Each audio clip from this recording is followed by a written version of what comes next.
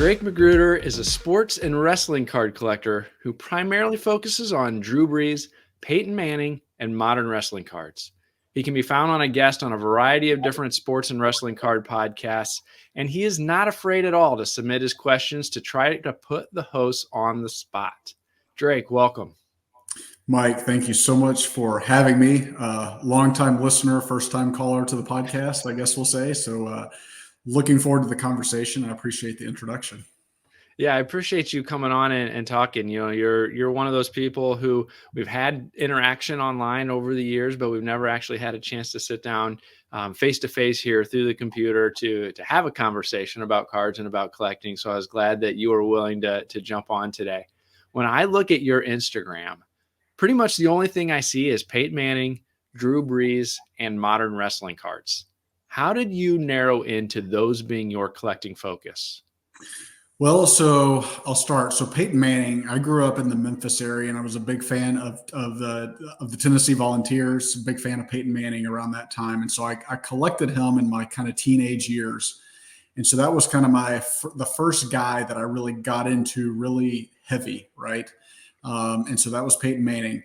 And then going into Drew Brees, my pro team is the Saints. And so when Drew joined up with the Saints, right, that was kind of a marriage there. And I kind of knew about Drew. I had a friend of mine growing up in the Memphis area by the name of David Nugent, who played with Drew at Purdue.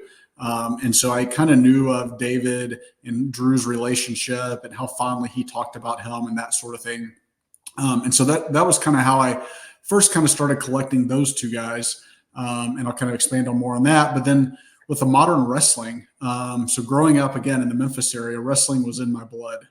Every Monday night was down at the Mid-South Coliseum, with my dad, and was watching all the pay-per-views back then. Huge fan of the Monday Night Wars with WWF and WCW and even ECW. And it was one of those things where I'm sure my parents probably were hoping I would grow out of that phase. And I just never grew out of that phase. And so kind of returning into the hobby back in 2019, I actually listened to the old Lucas Tigers and Bronze podcast. And their first guest they had was a guy by the name of David Peck. And he started talking about wrestling cards. And I was like, wrestling cards? I'd never heard of wrestling cards before. I knew about wrestling memorabilia. I had the magazines back then and that whole sort of thing. And so he was talking about more of the vintage wrestling cards. And so I kind of looked into those and I was like, wow, these things are kind of cool. And if there's vintage wrestling cards or they're more modern wrestling cards and that whole sort of thing. And so then I got into the modern and that sort of thing. And then Brett McGrath, Stacking Slabs, is one of my good friends in the hobby. And one day he told me, he said, Drake, you and I like a lot of the same stuff when it comes to Peyton Manning. We like the gold and shiny stuff. And did you know there's gold and shiny wrestling cards? And once I found out about that, I was hooked on that. And so, that was kind of the past meeting the present a little bit. When I returned in 2019, it was very easy in that time to go after what everybody was talking about. Everybody's talking about Kobe Bryant and LeBron James and Luka Doncic and, all the prospects football. And that was really fun to kind of get into that. But, I say one day, it wasn't just one day, but one day I kind of woke up and I'm like, I really don't care about any of these guys. I don't care about Jason Tatum, and I don't care about Kyler Murray or Justin Herbert and, that sort of stuff. And I realized I was buying cards with the hope that they would go up in value and then I could sell them. And I'm like, that's just not me. That's not the type of collector that I was and the collector that I want to be. And so I kind of went back to, again, that nostalgic aspect of it. And so nostalgia for me was Peyton Manning, Drew Brees, and wrestling. You talked about Peyton Manning being some of the first cards you ever bought back in your teen years.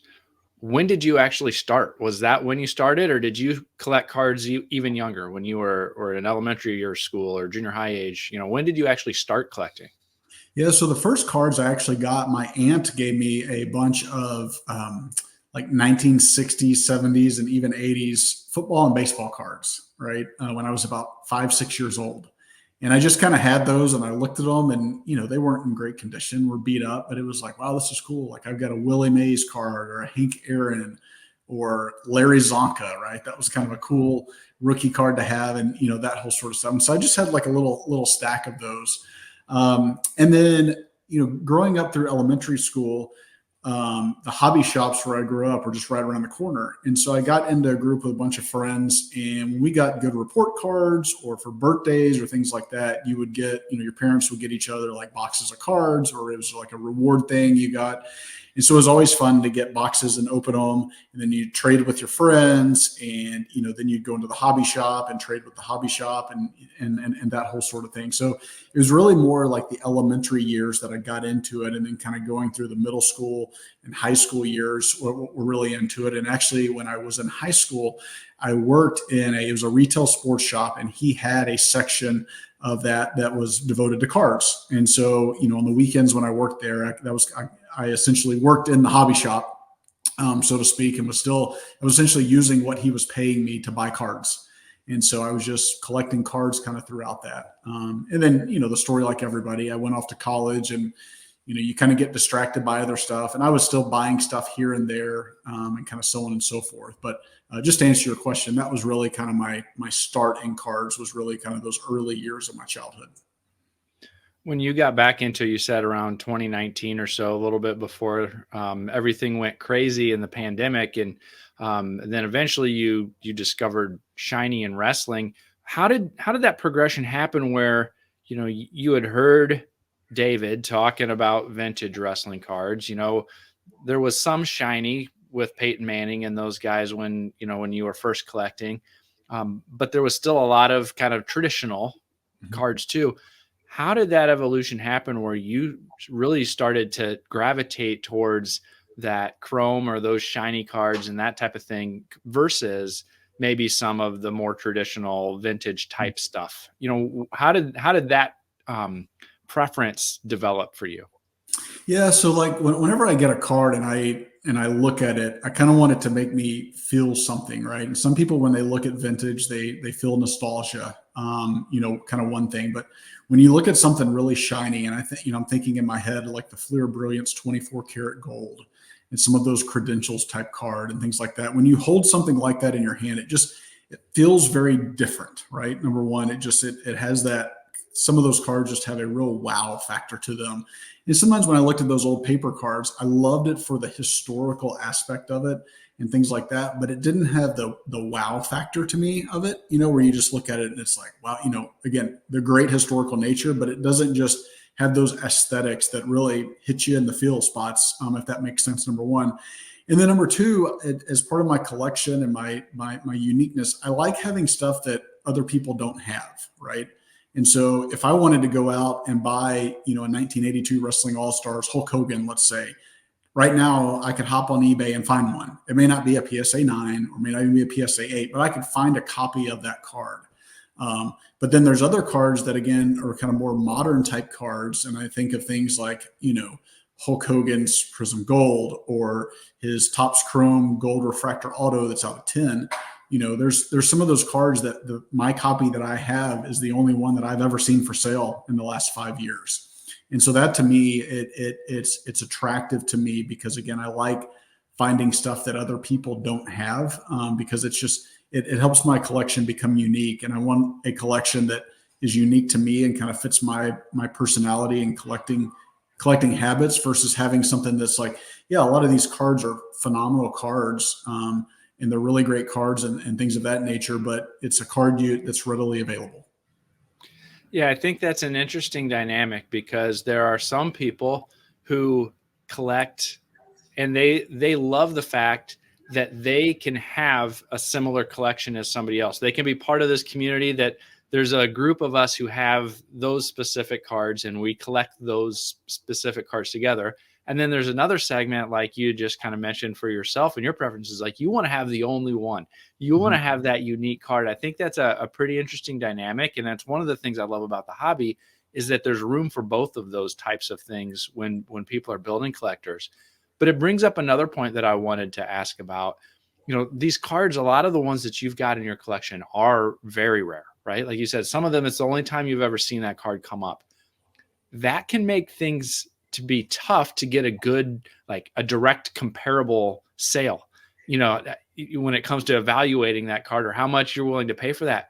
How do you go about evaluating how much you're willing to pay for some of these cards that don't really have like a direct comparable sale to go off of?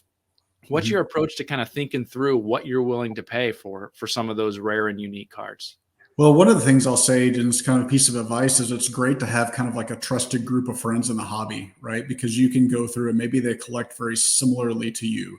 And you may say, hey, I think this card, this card is never sold publicly, or it's been 10 years since this is sold. What do you think this is worth? You can use a site like Card Ladder or something like that and get an approximate value, but sometimes that may not be correct, right? Because a lot of the cards that they have, say for Peyton Manning, are more liquid type cards that are going to be very volatile and kind of go up and down. So that's one thing to kind of do, is like bounce ideas off of people. Another thing I've done is, in thinking of, like wrestling cards, for example, is I will compare similar type cards to other sports, for example. So one of the ones that gets talked about a lot that I bought was the Roman Reigns 2014 Topps Chrome Superfractor Auto PSA 10. It's a 101, obviously. And, right before that sale, when I was thinking about buying it, the Jason Dominguez card, the Superfractor 101, sold for like almost $500,000. And I'm sitting there thinking, and I'm just like, I know prospecting and I know baseball collecting is bigger than wrestling. Wrestling's more niche, but I'm like, man, if it just seems like if I can get this Roman Reigns and come up with the money, come up with the means and sell some things, or, whatever I need to do to get this card, this just feels like a card that, in the lower five figures just really seems reasonable to me, right? And one of those kind of like landmark type cards. And so I made the decision to buy that card, and then not long after that, I'm getting offers for like double and triple for what I paid for it. And so I think it was one of those things where I wasn't afraid to pull the trigger, and then once I did, I think it gave more what's the word, like credibility to wrestling cards in that wrestling market. And it wasn't just me, right? It was other people, that sort of thing. And so it's kind of comparing values, number one. And then the other, a couple other things that come to mind is also comparing values across sports. And that's when I really got back into Peyton Manning. I was looking at him and I'm like, okay, what in other sports, what cards are coveted by collectors? And I found, okay, basketball, it's PMGs, it's rubies, it's credentials, things like that. And so I started looking at those cards and seeing what similar type cards were selling for the all-time greats in those sports.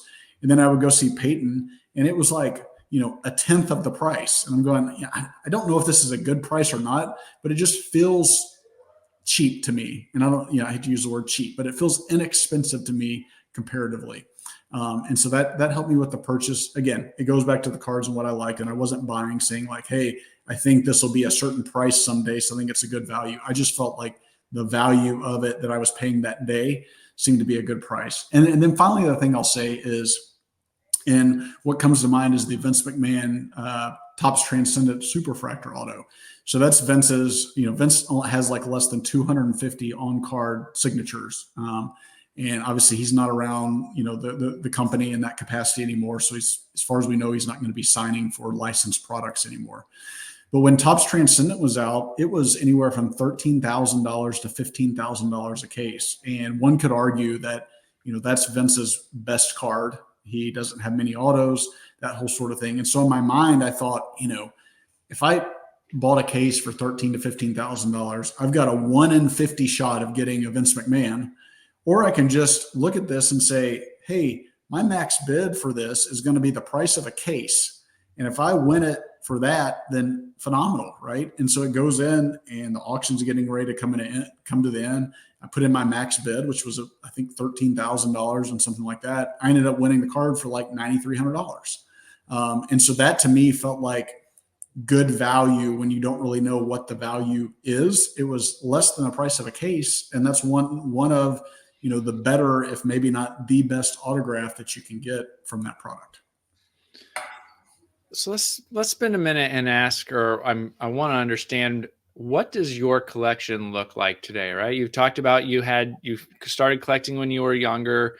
It came and went. Your interest in cards came and went for a little while. You got back into it. You mentioned buying some things that other people were talking about that you were just hoping were going up in value, but you didn't have any kind of connection to. You've talked about your preference for rare, unique, one of a kind type items. what's that collection look like today? Do you focus and kind of entirely on those kind of bigger ticket items, or do you kind of have a more broad collection of other ungraded things too that are maybe not quite as notable but still have a personal connection to you? So kind of what's that collection look like today? Yeah, it's interesting, right? So I think, not everything to me has to be like a 4 or 5 figure card, right? I would go broke doing that. I'm not made of money over here. I don't have the money tree outside that's growing. It's not producing fast enough. But in essence, I've gotten rid of all those prospect type cards, right? But for example, I kept a Tom Brady Fleer Showcase rookie card just because I think it looks cool. And, Peyton Manning and Tom Brady had some great matchups, right? So I've got that. I still have the cards that my aunt gave me when I was 5, 6 years old. They're still in a card box. I still have tons of cards that aren't graded and I don't plan to grade and things like that. But one of the things I find is, getting a lot of enjoyment from cards, really no matter the price point. It's just what card looks cool to me. For example, last night, this card is one that hits, right? So growing up in Memphis, I'm a big fan of Jerry the King Lawler. And this 2023 is a second year of select. And he only has one base black 1/1, and it came to auction. And I won it last night for like $150, right? And that to me gave me as much excitement. I can't wait to get that card in the mail. And that gives me as much excitement as it does buying a, $1,000, $5,000 card, just because it's unique card. I'm the only one who can have it, right? It's someone that I have extreme nostalgia for growing up in Memphis. And I've got a little Jerry Lawler collection. And so really Peyton Manning and Drew Brees are my constants that I kind of go through. And it's the rare and scarce stuff. I keep getting more rare and scarce. And if I need it, right, then I'll kind of consolidate within my collection. I think one of the things that I'm still proud of is for both Peyton and Brees, I have every one of their Topps Finest gold refractors and or gold X fractors for their entire run. So like for Peyton from 99 through 2015, for Brees from 2002 through 2015, which is kind of cool to me, right? They're not the most valuable cards by any means, some of the years, but it was fun to me just to kind of put that set together, or the run together, is really what I'll call it. But going back to the wrestling thing is, and kind of to finish out this piece is, I was taking the shotgun approach when I got back in. I was like, wow, I was a big fan of Dusty Rhodes, and here's Ric Flair over here, and here's The Undertaker and Stone Cold Steve Austin. Name your favorite 90s and 2000s wrestlers. But then I kind of got into it, and I'm like, same thing again, a little bit different. I'm like, and it wasn't a prospecting thing, but it was like, who did I really enjoy watching growing up, and who do I connect with, and who do my kids connect with? And so I kind of pared it down a little bit to, Hulk Hogan and The Rock and Roman Reigns, Jerry Lawler, John Cena. And that makes up kind of the top 5 in my wrestling collection, right? But I've got a Vince McMahon card, and I've got a Stone Cold Steve Austin card. I've got an Undertaker card, but those don't make up the majority of my collection. So it's kind of been more going from quantity towards quality type approach. You talked about Lawler. You mentioned Hogan there.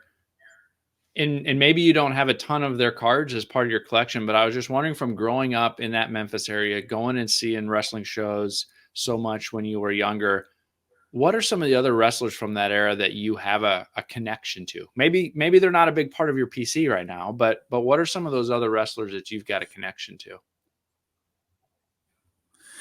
Yeah. So gosh, it's like, where do you start?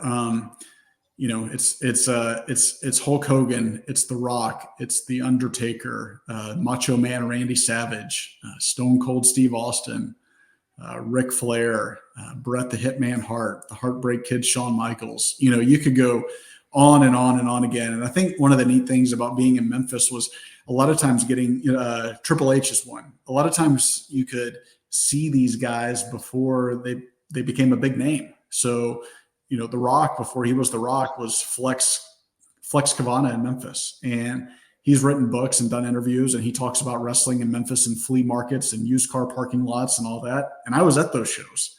And I'm sitting there, I'm like, man, hindsight's 2020. I should have been stacking up on the Flex Kavana stuff and getting autographs and pictures and that sort of thing. That'd be really, really neat.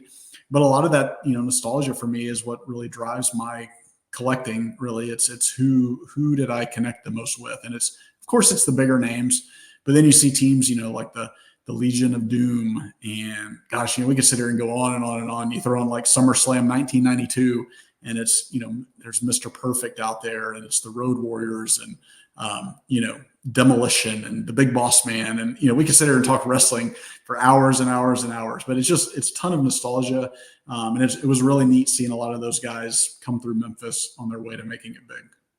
You've been able to build a pretty great collection. Like I said, if somebody goes through your Instagram feed, they can see some really cool cards. Do you have one card that kind of means the most to you?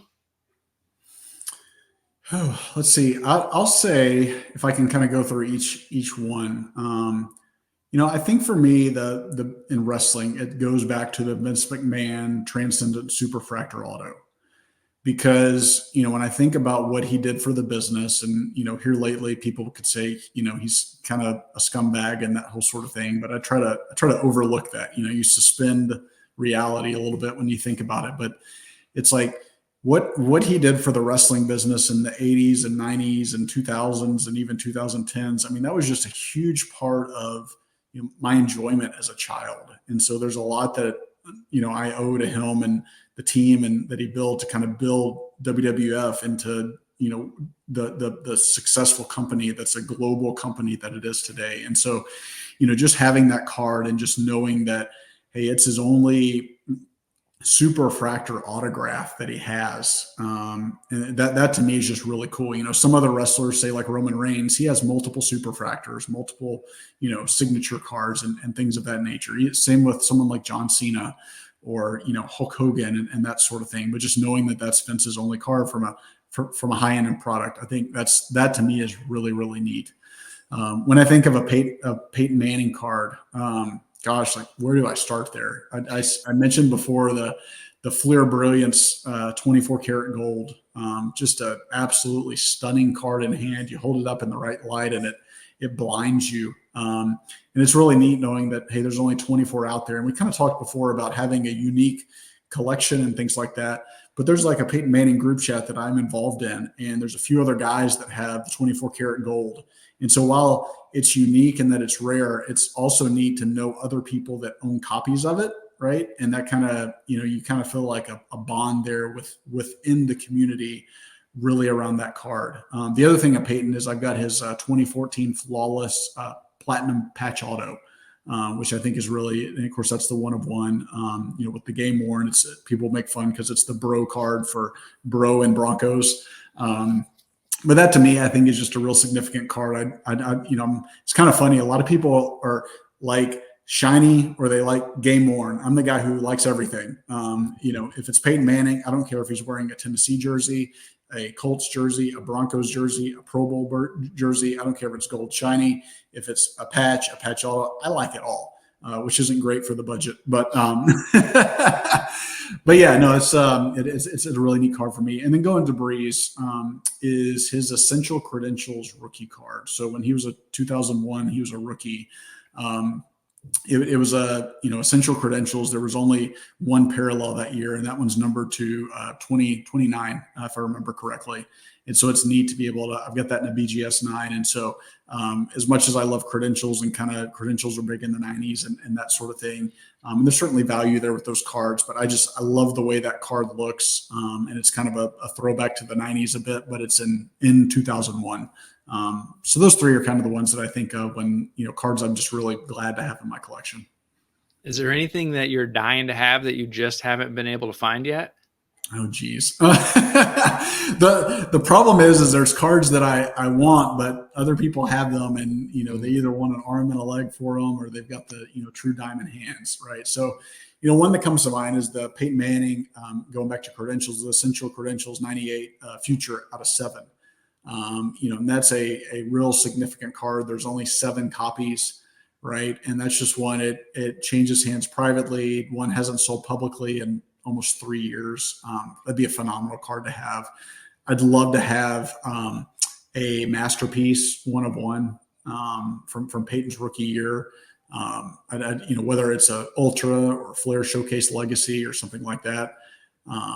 That to me are just cards that if I look at what's missing from my Peyton collection, I think those couple cards are ones that if I could add those, it would really round it out, and I would feel really complete in my collection.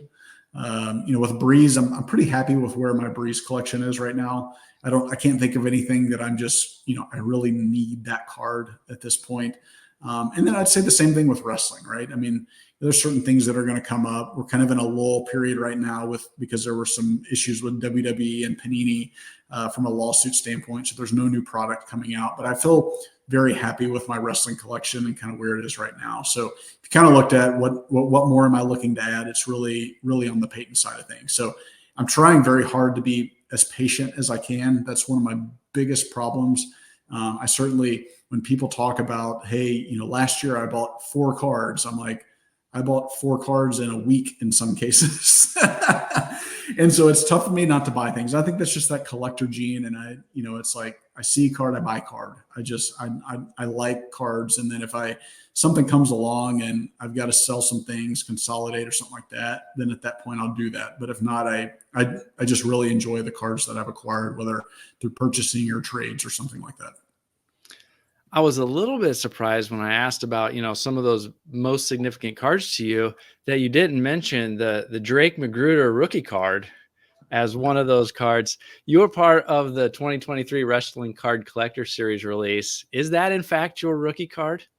Well, we could think about it, right? When I was in like church league baseball, I think they made some baseball cards of us, with the church league. So that might be the Drake McGruder rookie card, but this may be considered the Drake's PC, like collecting rookie card, right? Everybody has their own, like, this is their certain rookie card, but then, especially when you get into wrestling, it's like, well, this is their, stunning Steve Austin rookie card, but then this is his Stone Cold Steve Austin rookie card. Or the same thing with The Rock, right? He's got his Bumblebee card, and a lot of people say that's his rookie card, but that to me says Dwayne Johnson.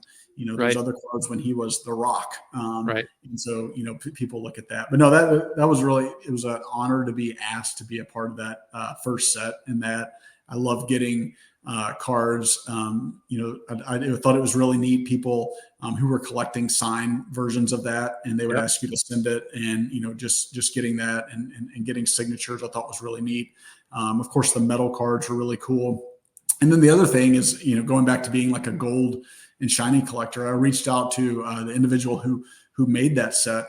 And I said, hey, well, somebody brought it up. They were like, man, as much as you like gold, I'm surprised there's not a gold parallel in that. And I was like, that would be kind of cool. Well, the guy who made it saw that, and he said, hey, Drake, if you're interested and you want me to, print you up a set where each card is kind of a gold border, which was kind of a yellowish gold. It wasn't shiny or anything. And, have them individually numbered 1 out of 10, 2 out of 10, 3, like so on and so forth, then that'd certainly be cool. And so he sent that to me. And what I did is with my family, I sent it out, but I tried to get cards out kind of like to that were significant to family members. So for example, my aunt is a huge fan of Drew Brees and the Saints as well. So I sent her number 9 out of 10 because that's his jersey number. My mom, for example, I sent her number 4 out of 10 because my birthday is in April, which is the 4th month of the year. And my sister was born in May. I sent her 5 out of 10. My dad was born in September. I sent him, take it back. I was going to send him 9 out of 10, but that was already taken. So it was neat to me to be able to give certain cards like that with numbers and, be able to kind of sign them and write something, significant. Like, here's why I gave you this number card. So it was Were fun. you able to get your metal card? There's only 2 of the metal cards produced for every person that was in there. Were you able to get one for you? I have one of me. The other one is out in the ether. I have no idea where the second one is. Yeah, same. I was able to find one, my metal card, one of them popped up on eBay, and I was able to snag it off of eBay, but have not heard or seen of the second one. So I have no idea where that one's at. But from what I heard, there was some guy out there that might be like hoarding all of them or something to keep them away from people, or, sometimes in the wrestling community, people do some childish and kind of goofy stuff, but that's part of the gimmick, I guess. Very, very cool. I just wanted to ask about what that was like, having a card as part of that set. Well, hey, before we go today, Anything else that you wanted to make sure we hit on, or that you wanted to share kind of about your collection and the cards that you're passionate about? Yeah, I mean the things that come to mind is that, one of the things that's tough as a collector is, when you talk to people and, a lot of the community gets focused on value or future value, and trying to acquire cards, and someone may say, hey, this is a great deal right now because this card is going to be, whatever price it's going to be in the future, and so here's why you should buy it, and that whole sort of thing. And folks can do whatever they want to do in the hobby, and if it's prospecting or if it's flipping or something like that, I certainly don't have a problem with that. But sometimes it's tough as a collector when there's certain cards that are out there, and you know who has it, and it's sometimes it can be tough. And so, one of the things I say is just sometimes put yourself in the shoes of the other person, and try to think about how it might make you feel, right? If someone had a card that you really wanted, say you're a big Michael Jordan collector, for example, and I've got a Michael Jordan, championship PMG, and that's your dream card. And I'm sitting here going, I'm not going to sell it to you because I think this card is $1 million card. And unless you pay me $1 million, then I'm not going to sell it. And so that's just the first thing I'll say is just try to remember that, it's really a hobby first. And we're just collectors, and we're we're not ignorant to value, and we know that there's values, and that we're certainly that's a part of what we do. But I think the more we focus on the actual cards and the community aspect of it, that's been my favorite thing, is the community aspect. Is I'm able to go to a card show, or I'm able to go to national, and I've got these group chats, and we're helping each other find cards, and we're bouncing information off, off each other. We're talking about playoff games. We're giving each other grief. We're congratulating each other for cards and things like that. I think the more the hobby, and it feels like I'm on a soapbox right now, but the more the hobby, gets back to that, I think the healthier the hobby is going to be overall. I think over the past few years, we've gotten too focused on values, current values and future values, and people buying cards just to post them on Instagram to get clicks and get likes, and try to increase their street cred, and that sort of thing. And certainly with us having social media accounts and posting cards, right, there's a little bit of an ego type thing there, because otherwise, if we didn't have that, then it wouldn't really matter. But I think it's just important for us to kind of get back to the basics, and kind of do the hobby, and just realize it's a hobby first, community first, and we're all here to have fun. And yeah. If somebody wants to follow along with your collection, if they want to kind of be able to see some of these awesome cards that you're pulling together, where can people find you? So on Instagram, I'm at Drakes_PC. On Twitter, or X, I'm at Drake McGruder, and then on Facebook, on Drake McGruder as well, Fort Smith, Arkansas. Very cool. Well, Drake, I really appreciate you spending a few minutes today. Thanks for joining me for a conversation about cards and just kind of what's been going on in your collection. Thanks again. Mike, thank you so much for having me.